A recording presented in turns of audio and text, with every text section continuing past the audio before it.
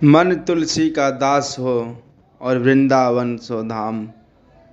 कण कण में राधा बसे, रोम रोम में श्याम। राधे राधे सभी भक्तों को मैं सुनील माधव दास एक बार फिर से स्वागत करता हूँ आपके अपने चैनल ब्रज के भक्त में। आप सभी भक्त लोग हमारे इस चैनल के माध्यम से लगातार ब्रज में जितने भक्त हुए हैं उन सभी का आपसे भक्त लोग अनुभव, उनकी लीलाओं का स्मरण करते आ रहे हैं। तो जैसा कि अभी हमारी जो स्टोरी चल रही थी बाबा श्री कृष्ण दास की, तो उस एक पार्ट में पूरा नहीं हो पाया था, तो हम आपको इसमें दूसरे पार्ट में आपको इस स्टोरी को पूरा करेंगे। और सबसे पहले तो हम आपको बताते हैं कि वो स्टोरी हमने कहाँ से छोड़ी थी। देखिए, जब बाबा भरतपुर के राजा राजमहल में रह रहे थे श्री कृष्णदास बाबा, तो उनके मन में एक विचार आता है कि मैं ठाकुर जी का भोग लगाया हुआ प्रसाद पा रहा हूँ और उनका राजभोग बाल भोग प्रसाद ले रहा हूँ और मैं ठाकुर जी का नित्य स्मरण भी कर रहा हूँ, लेकिन फिर भी मेरे अंदर ये काम विकार क्यों आ रहे हैं। तो इनके जो प्रश्न का जवाब कहीं नहीं मिलता है, तो फिर ये जाते हैं काम्यवन जय कृष्णदास बाबा के पास। तो वहाँ पर बाबा उनको अच्छे से समझाते हैं, 2-3 एग्जाम्पल से बढ़िया तरह मतलब उनको समझा देते हैं। तो बाबा के अंदर एक तरह से श्री कृष्णदास बाबा के अंदर वैराग्य आ जाता है, और वो वैराग्य उनको कहाँ तक लेके जाएगा आपको मैं बता नहीं सकता।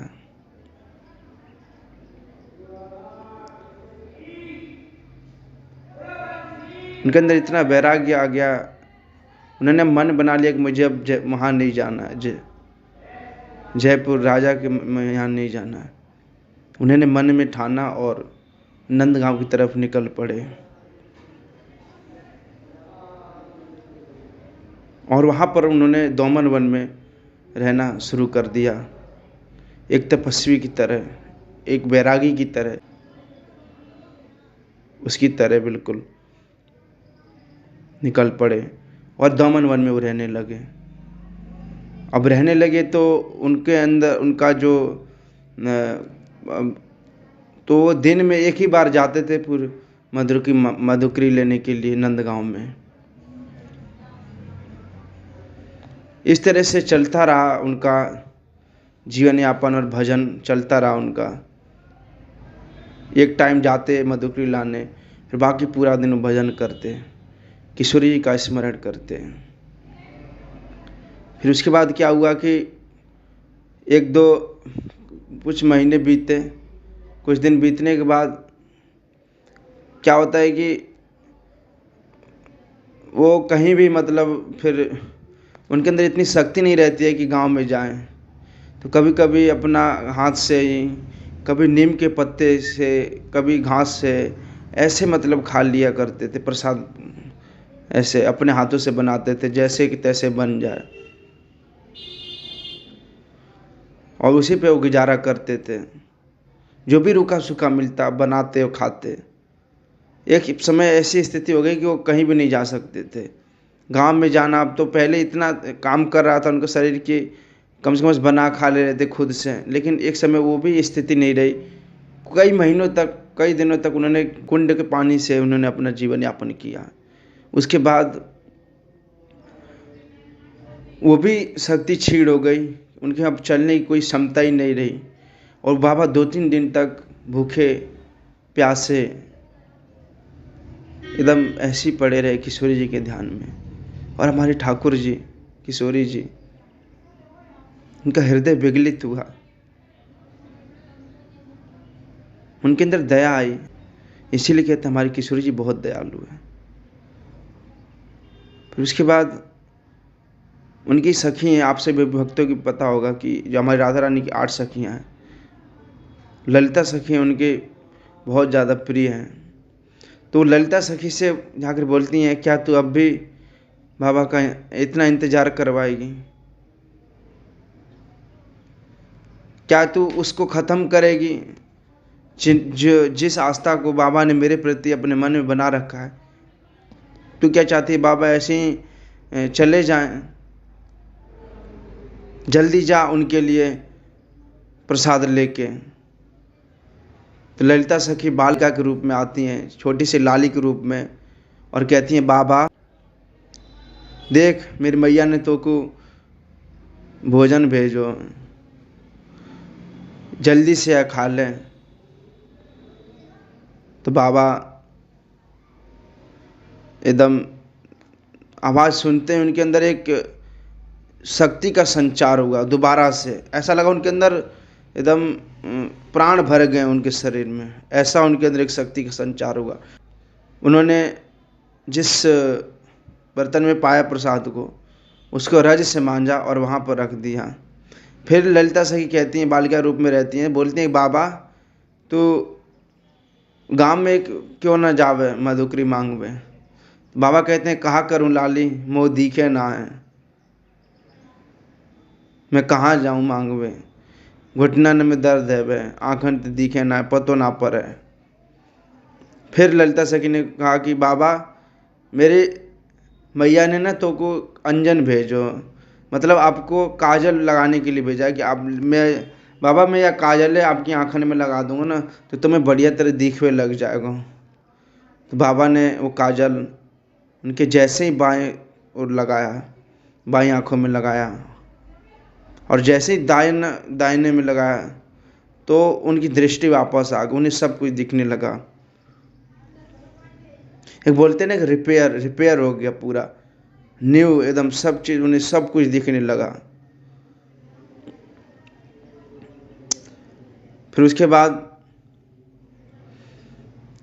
उनका शरीर पूरा मतलब वो हो जाता है, पूरा घुटने भी सही हो जाते हैं, पूरा शरीर का पूरा एक तरह से स्वस्थ हो जाते हैं वो। देखिए हमारे किशोरी जी कैसे भक्तों को दर्शन देती थी, कैसे संतों को दर्शन देती थी साक्षात, जिनका हम शब्दों में भी वर्णन नहीं कर सकते।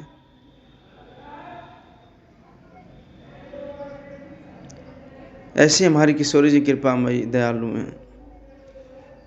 और हमारे जो ललिता सखी थी वहाँ अंतर्धान हो गई। बाबा देखने लगे कि ये कहाँ गया, ना तो थाली दिखा उन्हें वहाँ पे, ना कोई वहाँ बालिका देखी। बाबा फिर यही सोचते सोचते 3 दिन तक ऐसे ही पड़े रहे। फिर उन्होंने एक सब उनको प्रकट हुई उनके आगे किशोरी जी, और उन्होंने उनको सब कुछ बताया, ऐसे ऐसे लीला थी। ललिता सखी थी वो मेरी सखी, जिन्होंने आपको ये काजल लगाया और आपको इतना स्वस्थ किया। और आप जाइए गोवर्धन में, वहाँ पर आप भजन करिए गोवर्धन जाके। तो बाबा थोड़ी देर रोते रहे एकदम भाव विभोर होके। फिर उसके बाद वो गोवर्धन आ जाते हैं, राधा कुंड चकलेश्वर कोई नाम स्थान था, वहाँ पर आ जाते हैं। फिर अब वहाँ पर क्या होता है कि जब वो शिक्षा देते थे, तो शिक्षा देने के लिए पहले उन्हें संस्कृत में थोड़ा नॉलेज चाहिए था। संस्कृत में उन्हें मतलब परिपूर्ण नहीं थे, बहुत यथेष्ट ज्ञान था, बहुत कम ज्ञान था उन्हें संस्कृत का। तो वो इस तरह से बड़ा वो मतलब बीच में फंस गए कि मैं भजन कर रहा हूँ तो अध्ययन में बाधा, अध्ययन कर रहा हूँ तो भजन में बाधा। इन 2 चीज़ों से बहुत परेशान हो गए, और वो उन्होंने ठान लिया कि मैं अपनी जो मृत्यु है राधा कुंड में कूद के मैं अपने आप को मृत्यु दे दूँगा, ऐसा वो सोचने लगे। जैसी रात हुई फिर से ललिता देवी और रूप जो हमारे 6 गोस्वामी हैं उनमें से एक आते हैं, सनातन गोस्वामी और ललिता देवी आई, बाहर दरवाजे पे खटखटाती हैं। देखिए कितने इन भक्तों, इन संतों का हृदय कितना शुद्ध होगा कि ऐसे ठाकुर जी बार बार इन्हें दर्शन दे रहे हैं साक्षात। जब कुटिया के बाहर आवाज़ लगाती हैं ललिता देवी और सनातन जी, बाबा ओ बाबा, बाबा बाहर आए तो गोस्वामी जी थे। तो उन्होंने पूछा कि बाबा कृष्णदास मधुकरी बढ़िया तरह खा रहे हो ना, भरपेट बढ़िया तरह रोटी पानी चल लो है ना। तो बाबा बोले, अब जैसे हम भी किसी से मिलते थे पूछते ना, आप प्रभु जी कैसे हैं, आप प्रसाद वसाद बढ़िया से हो रहा है ना, आपके घर में कैसे हैं, सब ठीक चल रहा है ना, ऐसे ही पूछे। तो बाबा बोले हाँ सब ठीक है। अब वो तो अंतर्यामी, सब पता था उन्हें आप किस बात से चिंतित हैं, क्या है क्या नहीं। तो बाबा बोलते हैं, समझाते हैं कि देख बेटा, शास्त्र हमारा अनंत है, इसका कोई अंत नहीं है, जितना डूबोगे उतना डूबते चले जाओगे। फिर उन्होंने श्री ललिता देवी और वो सनातन गोस्वामी जी उन्हें आशीर्वाद देते हैं कि आप हमारी जब भी आप जब भी अपने हृदय में हमारा स्मरण करोगे, तुम्हें सब शास्त्रों का आपको अपने आप स्फूर्ति आ जाएगी, सब कुछ आपको आ जाएगा, नॉलेज हो जाएगा। और आप जाइए और अपना इसके अनुसार आप बच्चों को, यहाँ के जो ब्रजवासी हैं उनके बच्चों को, वैष्णवों को शिक्षा दीजिए। और ऐसी कभी कुबुद्ध बुद्धि अपने मन में मत लाना। ऐसा श्री कृष्णदास बाबा के पास कहकर वो लोग अंतर्धान हो जाते हैं। फिर वो बाबा सबको पढ़ाने लगते हैं, तो सबको भजन सिखाते थे। तो सभी लोग रात शाम के समय, जैसे हम गांव में शाम के समय एक जगह बैठते हैं ना, ऐसे ही शाम के समय उनके जितने भी शिष्य थे वो सभी आकर अपना अपना भजन सुनाते थे उन्हें, बाबा को। और वो जहाँ पर गलती होती थी उन्हें वो अच्छे से बताते, सुधार करते थे।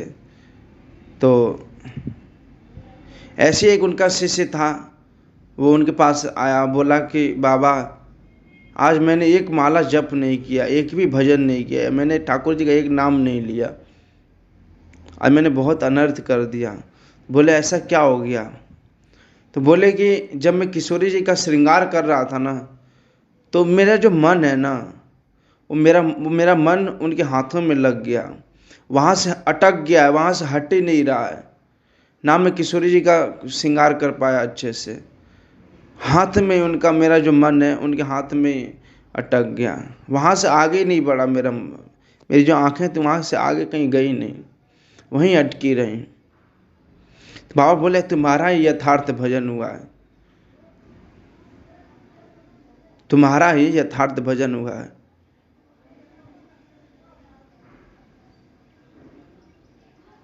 क्योंकि तुम्हारा जो चित्त है, तुम्हारा मन है, वो ठाकुर जी में पूर्णतया से लग गया है, इसलिए तुम्हारा यथार्थ भजन हुआ है। बाबा उनको ऐसा कहकर बताते हैं। फिर उसके बाद क्या होता है कि जो हमारे राजा यशवंत सिंह थे भरतपुर के, तो उन्होंने चाहा कि मुझे श्री कृष्णदास बाबा से मिलना चाहिए। तो श्री कृष्णदास बाबा के पास आते हैं, उस समय प्रसिद्ध हो गए थे। तो बोलते हैं बाबा मैं कुछ दान करना चाहता हूँ, कुछ अन्न दान करना चाहता हूँ, जो भी मेरे पास है सब कुछ मैं दान करना चाहता हूँ, मैं अपनी स्वतः अपनी इच्छा अनुसार। तो बाबा बोले कि मेरे को क्या आप दान करोगे? मैं खुद मांगने वाला, मैं खुद मधुकरी मांग के प्रसाद ग्रहण करता हूँ, ब्रजवासियों का खाता हूँ, आपका जो भी धन है आप इन ब्रजवासियों को दे दीजिए। तो राजा ने वैसा ही किया जैसा बाबा ने किया। लेकिन फिर भी बाबा से फिर आकर बोले, बाबा फिर भी अगर कोई आपकी इच्छा हो तो आप मुझे बताएं और मुझे एक बार सेवा का मौका दें। तो बाबा ने बोला कि आपकी सबसे सुंदर स्त्री कौन है? अरे आपकी सबसे सुंदर पत्नी नहीं, आपकी सबसे सुंदर जो रानी है, जो आपको भी सबसे प्रिय है, जो आपको भी प्रिय लगती हो, उस रानी को मेरे पास ले आइए। तो बाबा, राजा सुनकर ठीक ऐसे ही करता है बाबा कहने पे। अब रूम होता है, रूम की तरफ चारों तरफ पर्दे लगा दिए जाते हैं, और रानी वो सजी धजी, पायल पहने, जैसे रानियां सजती हैं, आपको पता ही होगा, ठीक वैसे सज कर बाबा से 10-15 हाथ दूर खड़ी, स्तब्ध रह के खड़ी होकर देख रही है, बाबा उसको देख रहे हैं। यहाँ देखने का नज़रिया अलग है। बाबा उसको देख रहे थे राधा रानी के भाव में। बाबा वो ये सोच रहे थे कि हाय, क्या मेरी राधा रानी ऐसी ही देखती होंगी? क्या मेरी राधा रानी इतनी सुंदर होंगी? राधा रानी को निहारते निहारते कई पहर बीत गए। एक पहर बीत गया, रानी दासी देख रही हैं पर्दे के पीछे से कि क्या हो क्या रहा है, ये एक दूसरे को दूसरे से इतने निहार क्यों रहे हैं। रानी भी स्तब्ध होकर खड़ी होकर देख रही है, ये हमारे श्री कृष्णदास बाबा भी देख रहे हैं। श्री कृष्णदास बाबा को जो भाव, जब हम उसको व्याख्या करें ना, तो हमारे आंखों में एक अपने आप आंसू सा आ जाता है। धन्य है वो संत जिन्होंने, जो इस कृपा का पात्र बने और उन्होंने राधा रानी का उनके अंदर रूप देखा कि पायल की ध्वनि सुनते थे सोचते थे हाय राधा रानी आ गई, हमारी किशोरी जी आ गई। उनका ये भाव था। जब 2 दिन हो गया तो राजा शक में पड़ गया, क्योंकि राजा का इसका कुछ नॉलेज नहीं था, भक्ति के पर आध्यात्मिक से कुछ भी नॉलेज नहीं था।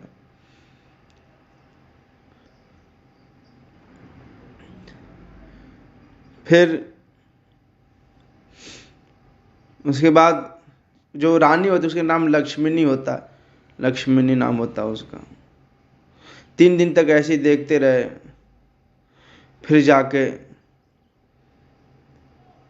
जब राजा को थोड़ा बहुत शक होने लगा, ऐसे ही अब तो फिर वो राजा को बुलाते हैं, वो श्री कृष्णदास बाबा 3 दिन के बाद। तो बाबा को स्फूर्ति दिलाते हैं, उनके मस्तक पे हाथ फेरते हैं, फिर उन्हें समझ में आ जाता है सब। लक्ष्मी रानी जो थी वो भी अपने आप को धन्य मानती थी, मुझे सौभाग्य मिला,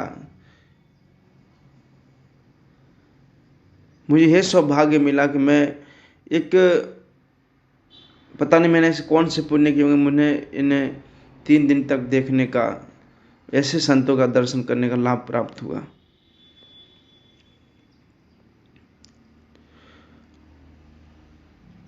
फिर लक्ष्मी ने जो रानी थी बाबा से बोलती, बाबा मैं ना अपना राजान्य ग्रहण करना चाहती हूँ वैष्णवों को। तो बाबा ने बोला कि देखो जो हमारे वैष्णव है वो राजान्न ग्रहण नहीं करेंगे, यानी राजाओं का अन्न ग्रहण नहीं कर सकते, उन्होंने मना कर दिया। तो बाबा बोलिए फिर मैं कैसे सेवा कर सकती हूँ, मैं क्या करूँ, ऐसा मैं क्या करूँ।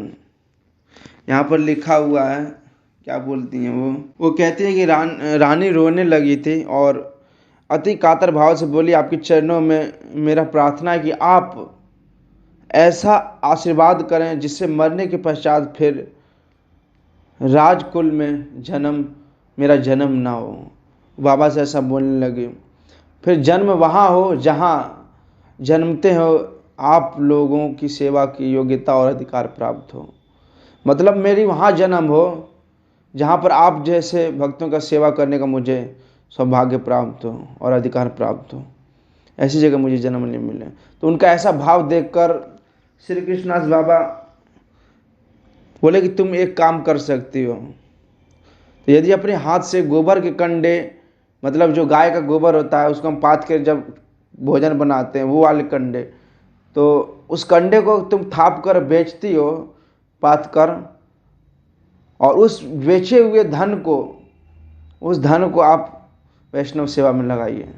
तो रानी ने वैसा ही किया। आज तक रानी के दिए हुए उस धन में से राधा कुंड के वैष्णव की सेवा की जाती है। आज तक उसी धन से वैष्णव की सेवा की जाती है राधा कुंड में।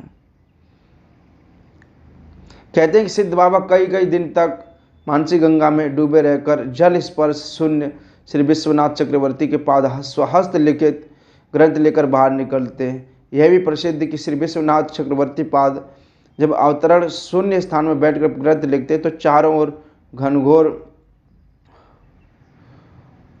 वृष्टि होने पर भी उनके ग्रंथ या शरीर को जल का एक बूंद भी स्पर्श न करता है।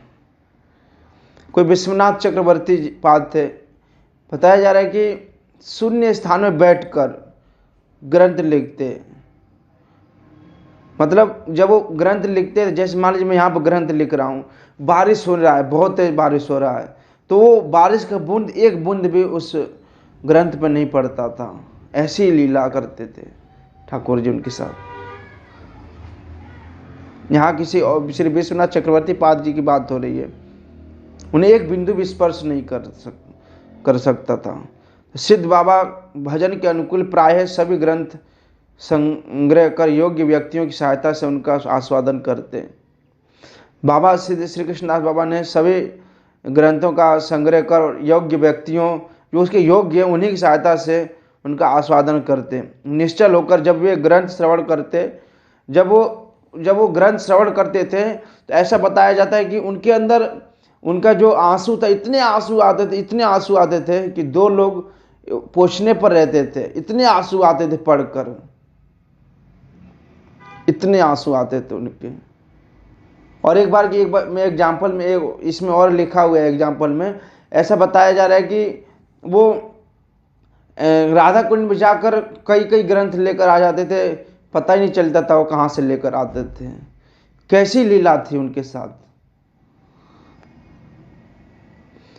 एक बार ऐसा हुआ श्री कृष्णदास बाबा के पास साथ कि वो सभी लोगों ने देखा कि बाबा जा रहे हैं राधा कुंड में गए, और उनको 7 दिन हो गए राधा कुंड के अंदर, पर बाबा को ये नहीं पता कि मुझे आज 7 दिन हो गए। सारे ब्रजवासी ढूंढ रहे हैं उनको, सभी लोग खोज रहे हैं, लेकिन पता ही नहीं चला 7 दिन तक श्री कृष्णदास बाबा कहाँ हैं, उन्हें पता ही नहीं चला। पता चला कि सिद्ध कृष्ण बाबा, श्री कृष्णदास बाबा 8वें दिन बाहर निकल रहे हैं राधा कुंड से। तो सभी लोगों ने पूछा, बाबा आप इतने दिन कहाँ थे? श्री कृष्णदास बाबा ने बोला कि अभी तो मैं कूदा था इसमें राधा कुंड में स्नान के लिए, अभी तो मुझे लगता है 10 मिनट भी नहीं हुए, 1 घंटे भी नहीं हुए। तो बोले कि नहीं बाबा आपको 7 दिन हो गया है। बाबा बोले ऐसे कैसे हो सकता है, 7 दिन कैसे हो गए? ऐसे हमारी किशोरी जी कृपा करती है। राधा कुंड की तो महिमा ही अलग है प्रभु। राधा कुंड पे अगर आप ऐसे बताते हैं, अगर आप एक बार वहाँ बैठ जाओ ना राधा कुंड पे, और राधा रानी का स्मरण करो, तो आपके अंदर वो रस प्राप्त होगा ना जो मैं शब्द में नहीं बता सकता। वहाँ जाकर आप राधा रानी का 40 पाठ करो राधा कुंड पे, उसका जो अनुभव है ना, वो आपको शब्दों से नहीं बताया जा सकता, आपको उससे करना पड़ेगा। ऐसे थे हमारे श्री कृष्णदास बाबा। बहुत 2-3 एग्जाम्पल लिखे हुए हैं, लेकिन वीडियो बहुत लंबी हो जाती है, इसके लिए मुझे शॉर्ट में संक्षेप में बताना पड़ता है। ऐसे ऐसी लीलाएं होती थी।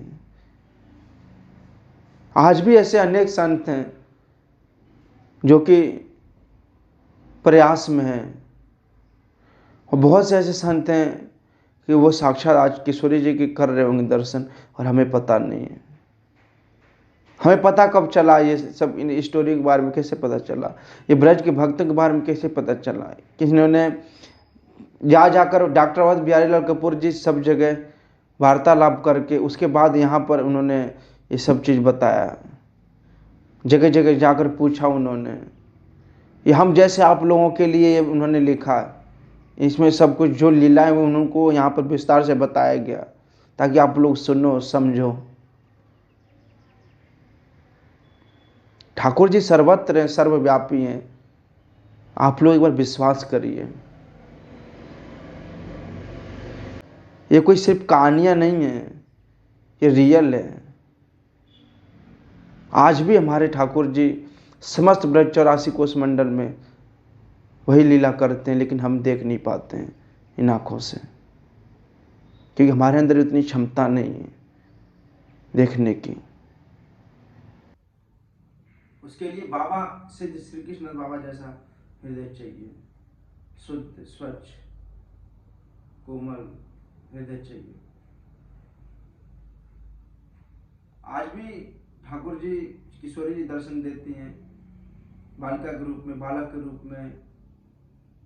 आज भी हमें कई बार हमने सुना है कि प्रभु जी हम इतने दिन से प्रसाद नहीं पाए थे, लेकिन कहीं ना कहीं से प्रसाद हमें मिल गया। आज कोई बच्चा आया, कोई बालिका आई और हमें प्रसाद दे गई। कोई हमसे सही में अगर मुझसे कोई बोलता है ना, तो ये कोई बच्चा आया तो वो मेरे हाथों में प्रसाद दे गया, तो मेरा माइंड सिर्फ वहीं जाता है कि यार देखो साक्षात ठाकुर जी होंगे जो ऐसे भक्तों के साक्षात दर्शन देगा। ईश्वरी जी आप सभी भक्तों पर ऐसी कृपा करें, मैं यही कहूँगा। बोलिए आपसे भक्त लोग राधे राधे। और आप लोग नए हो चैनल सब्सक्राइब कर लीजिएगा। आपसे भक्त लोग बस कमेंट में राधे राधे लिखिएगा। हरे कृष्ण।